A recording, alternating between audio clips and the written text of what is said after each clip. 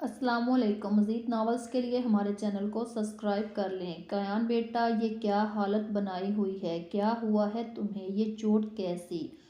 Khaleda be be جلدی آئیں، مجھے فرسٹ ایڈ باکس دیں۔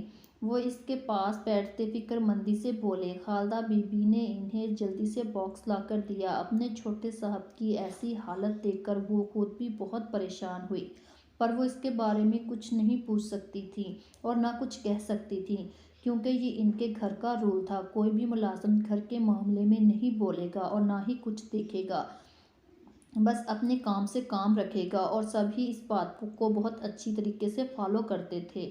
جیلانی صاحب نے اس کے زخم صاف کر کے مرہم پٹی کی اور ایسے ہی بے حس اور کھویا کھویا بیٹھا رہا۔ وہ بولے، کیان بیٹا کیا ہوا؟ اپنے پاپا کو ایسے تنگ نہ کرو، کچھ تو بولو۔ ڈیڈ وہ چلی گئی، وہ چلی گئی ڈیڈ، مجھے چھوڑ کر وہ مجھ سے دور چلی گئی، مجھے سزا سنا کر ڈیڈ وہ چلی گئی۔ وہ ایسے ہی کھوئے کھوئے مدھم سے انداز میں بولا۔ جیلانی صاحب کو اس کسی بات کی سمجھ نہیں آئی، پر وہ اتنا ضرور سمجھ گئے تھے کہ حور کے بارے میں بات کر رہا ہے۔ وہ ناسمجھی سے گویا ہوئے، کیا بات ہے کیان؟ کہاں گئی ہے حور اور کیوں؟ وہ خاموش رہا تو جیلانی صاحب کی نظریں اس کے پاس پڑے لیٹر پر پڑی، جیسے انہوں نے اٹھایا اور پڑھنے لگے۔ ان کے چہرے پر ایک رنگ آیا اور ایک رنگ جا رہا تھا۔ اس تحریر کو پڑھ کر انہوں نے بہت کچھ سمجھ آ گیا، اور پھر بھی وہ اسے جھٹلاتے ہوئے کیان سے بولے، کیان ایسا کیا ہوا جو حور تم سے اتنی محبت ہونے کے بعد بھی تم سے دور چلی گئی؟ بتاؤ مجھے۔ وہ کچھ بھی نہیں بولا۔ اس کے پاس کچھ بولنے کو یا بتانے کو باقی نہیں رہا تھا۔ وہ کیسے اپنے ڈیڈ کو بتاتا کہ اس نے ایک معصوم جان پر اتنا بڑا ظلم ڈھایا ہے؟ وہ ایسے ہی چپ چاپ بیٹھا رہا۔ اتنے میں الیاس صاحب نے اسے آ کر گریبان سے پکڑ کر اٹھایا، اور پہلے ہی بے جان بیٹھا ہوا تھا تو اٹھ گیا۔ الیاس صاحب نے اسے گریبان سے پکڑ کر نہایت طائشت کے عالم سے گویا ہوئے، تمہاری ہمت کیسے ہوئی میری معصوم بیٹی کے ساتھ یہ سب کرنے کی؟ تمہیں میں نے وارن کیا تھا، اگر تمہاری وجہ سے میری حوریہ کی آنکھوں میں آنسو آئے تو میں تمہیں معاف نہیں کروں گا۔ تم ایسا کیسے کر سکتے ہو؟ میں تمہیں زندہ نہیں چھوڑوں گا۔ کہاں ہے میری بیٹی؟ میں اب اسے ایک منٹ بھی تم جیسے وحشی جانور کے ساتھ نہیں رہنے دوں گا۔ کیا کہہ رہے ہو الیاس؟ چھوڑو اسے، تم پاگل ہو گئے ہو، کیا کہہ رہے ہو؟ جیلانی صاحب کیان کا گریبان چھڑواتے ہوئے غصے سے بولے۔ وہ اس کے باپ تھے، بچپن سے تو انہوں نے اسے اکیلے ہی پالا تھا، تو وہ کیسے برداشت کر سکتے تھے؟ پاگل ہو گیا ہوں؟ پوچھو اپنے بیٹے سے، اس نے کیا کیا ہے؟ ماضی ایک دفعہ پھر خود کو دہرا رہا ہے، فرق صرف یہ ہے تب یہ سب کرنے والا ایک نامحرم اور ذلیل انسان تھا، پر اس دفعہ یہ سب کرنے والا میری بیٹی کا محرم ہے۔ الیاس صاحب کیان کو دیکھتے زہرخندہ لہجے میں بولے تو ان کی باتوں کا مفہوم سمجھ کے جیلانی صاحب کے بھی قدم لڑکھڑائے۔ وہ لڑکھڑاتی ہوئی آواز میں کیان سے بولے، کیان یہ سب سچ ہے؟ کیان خاموشی سے نظریں جھکا گیا۔ اس کی خاموشی سے جیلانی صاحب اندر سے ٹوٹ گئے۔ ان کے لیے کھڑے ہونا مشکل ہو رہا تھا، ان کے ہاتھ پاؤں کانپ رہے تھے۔ ان کا یہی کانپتا ہاتھ کیان کے چہرے پر نشان چھوڑ گیا۔ جس باپ نے کبھی اسے کسی کام پر اف نہیں کی تھی، آج ہاتھ اٹھا دیا۔ اس کی غلطی بھی تو اتنی بڑی تھی۔ کاش یہ تھپڑ تمہیں تب مارا ہوتا جب پہلی دفعہ ضد کرنے پر تم نے ایک معصوم جانور کی جان لی تھی۔ کاش یہ تھپڑ تمہیں تب مارا ہوتا جب تم نے حورین کے ساتھ نکاح کرنے کی ضد کی تھی۔ کاش یہ تھپڑ تب مارا ہوتا جب تم نے اپنی مرضی مسلط کر کے زبردستی اپنی زندگی میں شامل کیا تھا۔ اگر یہ تھپڑ تب مارا ہوتا تو آج اس معصوم کو اتنی تکلیف سے نہ گزرنا پڑتا۔ مجھے خود پر، اپنی پرورش پر افسوس ہو رہا ہے۔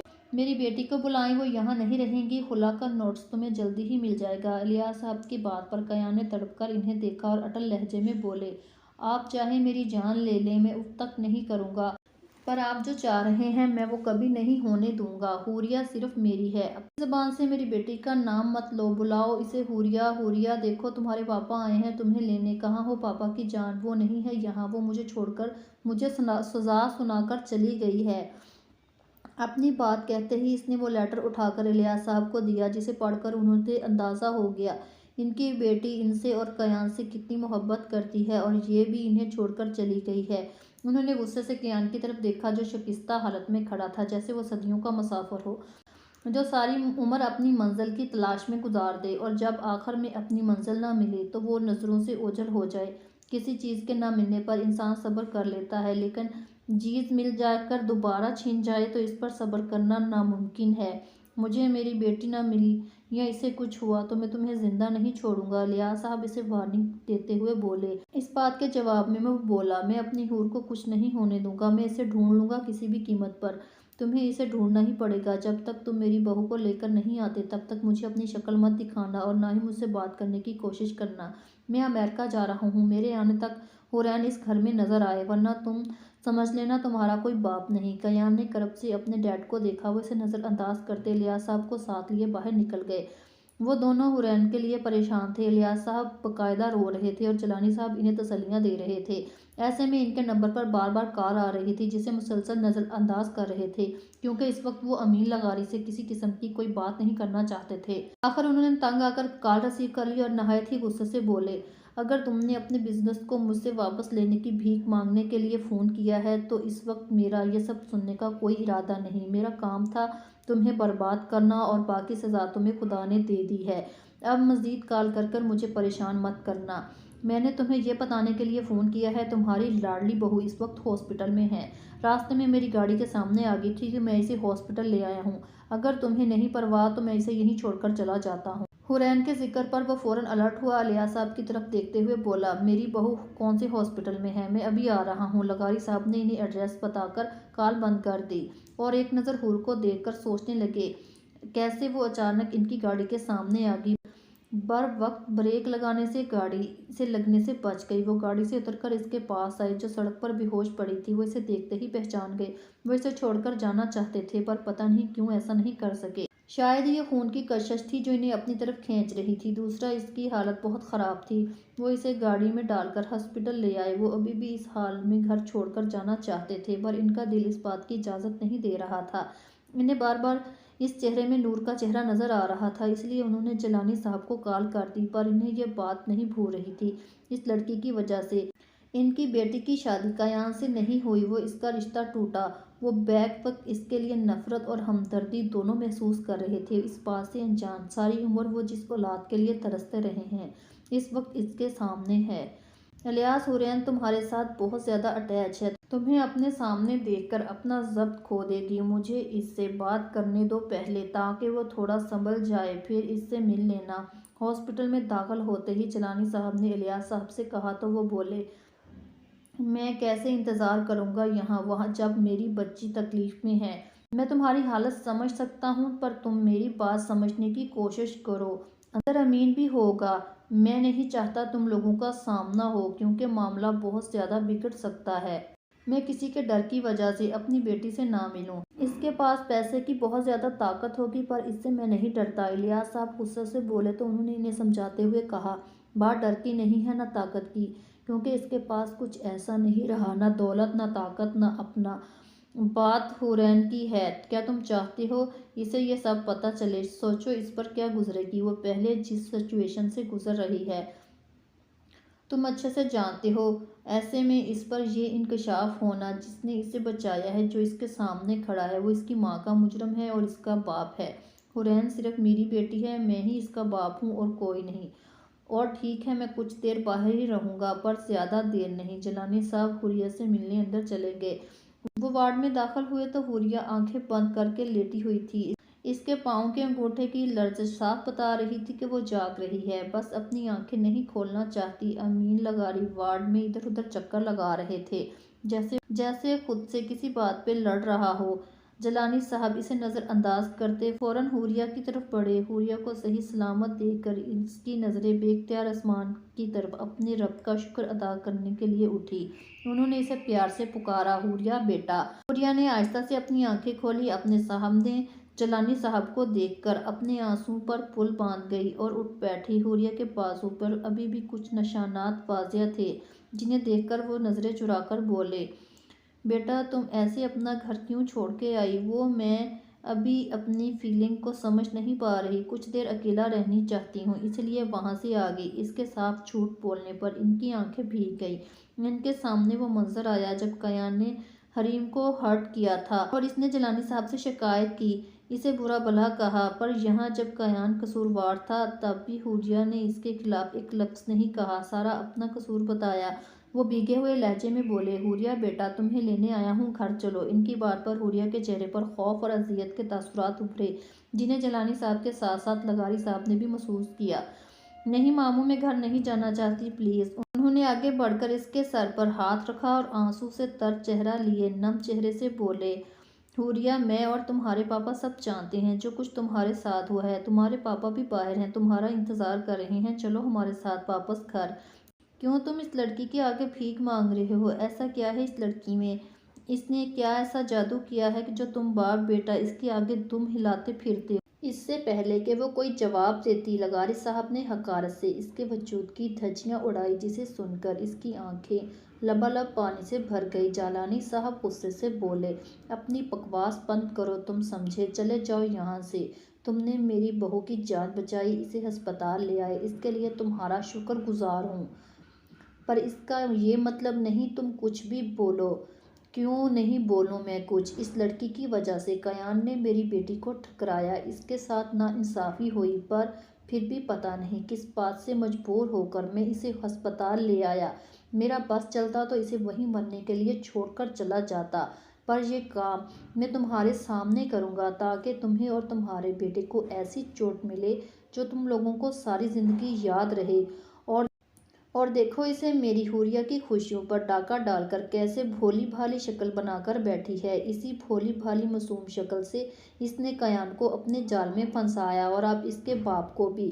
इसकी हालत देखो, साफ बता रही है किसी के साथ मुंह काला करके आई है।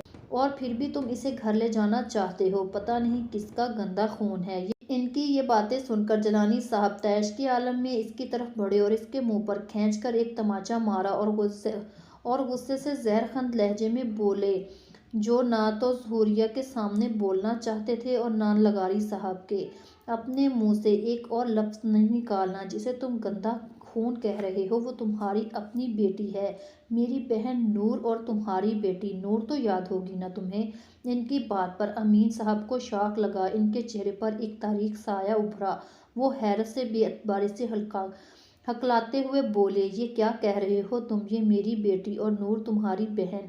हाँ, ये तुम्हारी बेटी और नूर मेरी बहन है। इसी नूर की वजह से मैं तुम्हारी ज़िंदगी में आया। मैं तुम्हें मार देता बहुत पहले, पर इससे तुम्हें इस तकलीफ़ का एहसास नहीं होता जिससे हम गुजरे थे। इसलिए मैंने हरीम को अपने बेटे के लिए चुना, पर बाद में पता चला वो तुम्हारी बेटी नहीं है।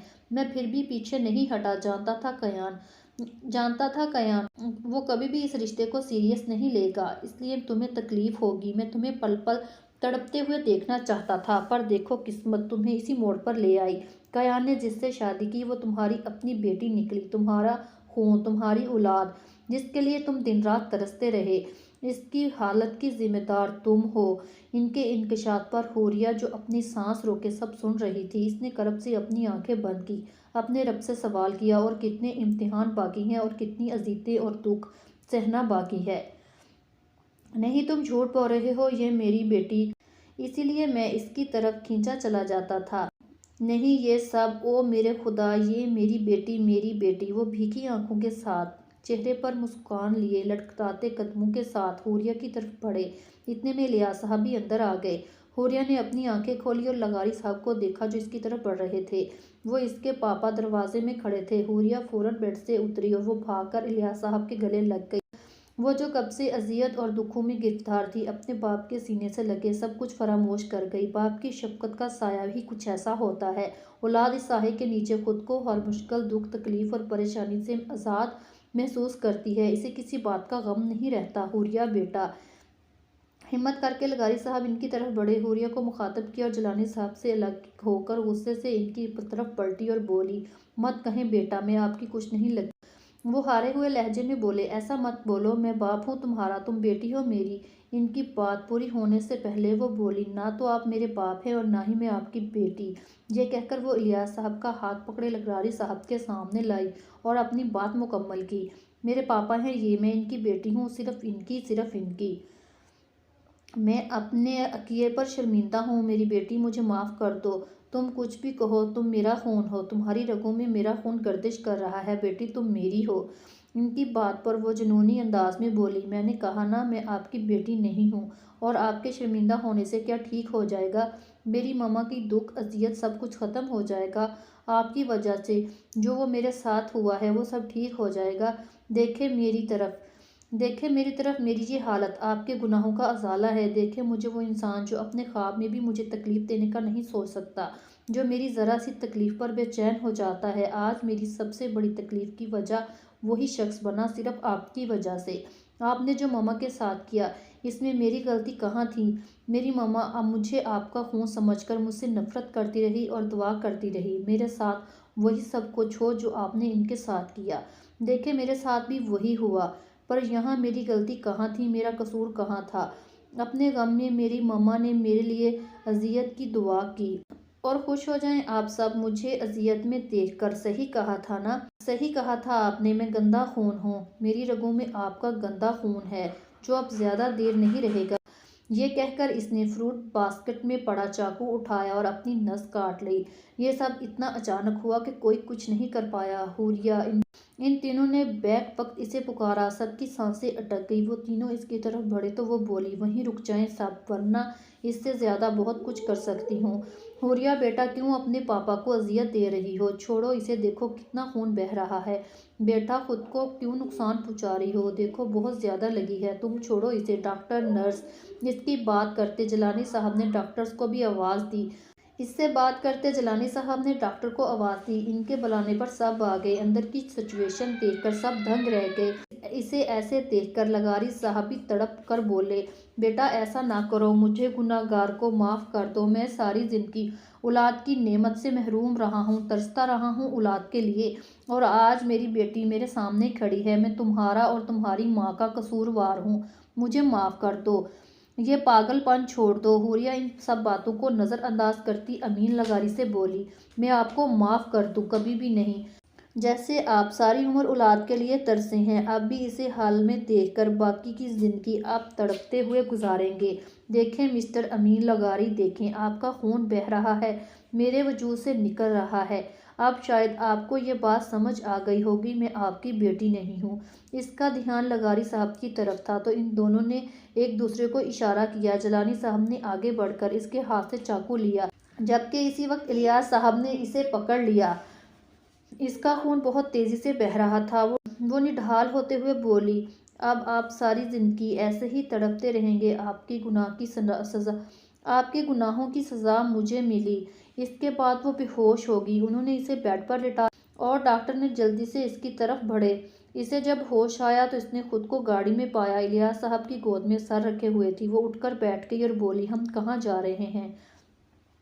تو الیاس صاحب بولے، ہم گھر جا رہے ہیں۔ میں گھر نہیں جانا چاہتی، ابھی تو بالکل بھی نہیں۔ حوریہ بیٹا، تم میرے ساتھ تو چل سکتی ہو۔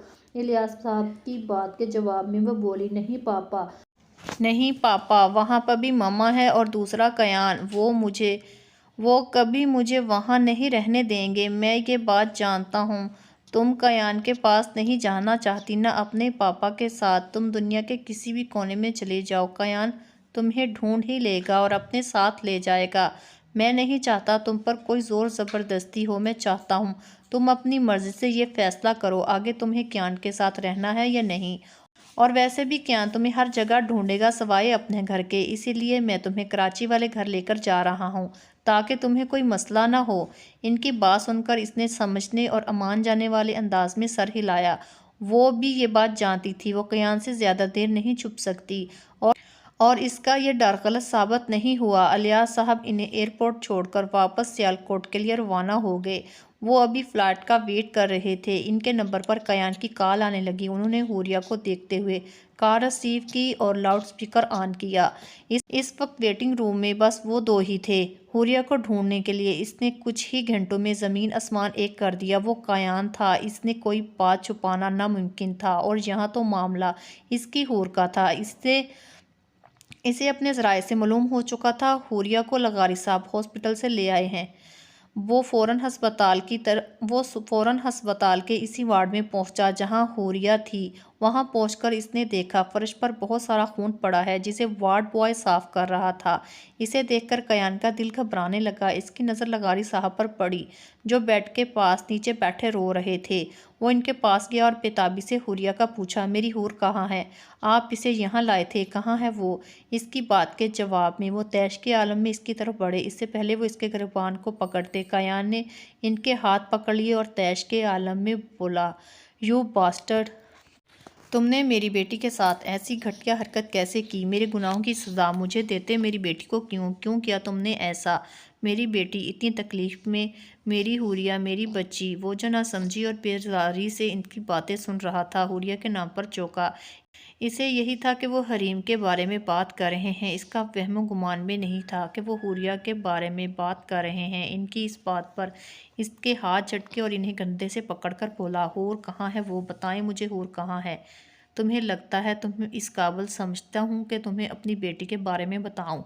तुम्हारा इतना कुछ करने के बाद वो जहरखंदा लहजे में बोले तो कयान सर्द लहजे में बोला, for your kind information she is my wife. इसके बारे में जानने का पूरा हक है और इस काबिल भी हूँ कि इसके बारे में आपसे पूछ सकूँ। हाँ, आप इस काबिल नहीं खुद को इसका बाप कह सकें और ना ही वो कभी समझेगी। और रही बात मेरी और हूर की, मैंने जो किया इसके बारे में बात करने और सज़ा देने का हक सिर्फ हूर के पास है। ये हमारी बात है, इसे हम खुद हैंडल कर लेंगे। मुझे शराफत से बताएं मेरी हूर कहाँ है, वरना मुझे तो आप अच्छे से जानते हैं। इसके सर्द अंदाज पर कुछ पल के लिए वो हैरान रह गया। फिर थोड़ी देर बाद हारे हुए लहजे में बोले, मैं नहीं जानता, वो मुझसे नफ़रत करती है, वो बस यहाँ से चली गई, मुझे इसके बारे में कुछ नहीं पता। अगर मुझे ज़रा सी भी भिनक पड़ गई हूर के गायब होने में आपका हाथ है या आपकी वजह से इसे कुछ हुआ है तो आपकी हस्ती को निस्तो नबूद कर दूंगा। सर्द लहजे में कहता वहाँ से चला गया और सीधा सिक्योरिटी रूम में आया क्योंकि वो हॉस्पिटल में और इस वार्ड में कैमरा देख चुका था। अपने स्टेटस का इस्तेमाल करना इसे अच्छे से आता था। इसने वहाँ हॉस्पिटल की फुटेज चेक की जिसमें इससे सब कुछ वाजिया हो गया। हुरिया की कट लगता देखकर कयान का दिल थमसा गया। इसे बेख्तियार वार्ड में बेड के पास पड़ा वो खून नजर आया जिसे वार्ड बॉय साफ कर रहा था। अब समझ आया इसे देखकर इसका दिल क्यों घबराया था।